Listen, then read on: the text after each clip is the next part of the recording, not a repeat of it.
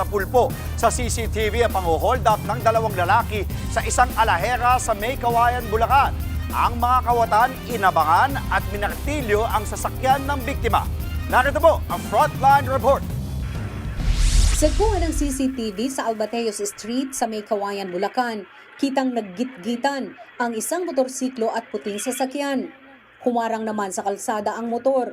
Bumaba ang rider na may dalang martilyo, tsaka pinaghahampas ang bintana ng driver's seat ng sasakyan.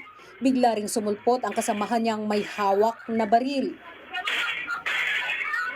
Tila may inabot pa ang rider sa loob ng sasakyan hanggang sa nabuksan ang pinto. Pagkatapos, tumakbo palayo ang rider. Sumakay ang mga suspect sa kanilang getaway vehicle, habang ang driver napaluhod na lang sa kalsada. Base sa investigasyon, mga magnanakaw ang dalawang nakuhanan sa CCTV. Pinuntirya nila ang biktima na isang negosyante at nagbebenta ng mga alahas. Natangay ng mga suspect ang nasa 10,000 pisong cash at mga tanso na nagkakahalaga ng 100,000 piso. Napag-alaman din ng mga pulis na nirentahan lang ang getaway vehicle ng mga suspect. Sinundan namin kasi nirerenta nga nila yung mga plate number na nakuha ng CCTV. Opo. Sinundan natin at LTO verification tayo.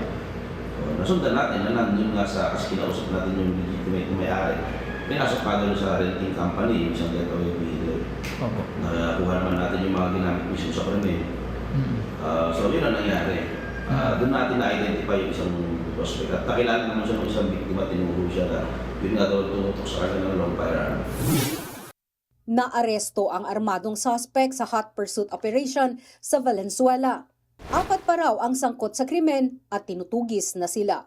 Nagbabalita mula sa Frontline, Margie Bentulan, News 5. Mga kapatid, Andre Felix po, manatiling may alam pagdating sa mga mahalagang balita sa loob at labas ng bansa. Mag-follow at mag-subscribe na po sa social media pages ng News 5.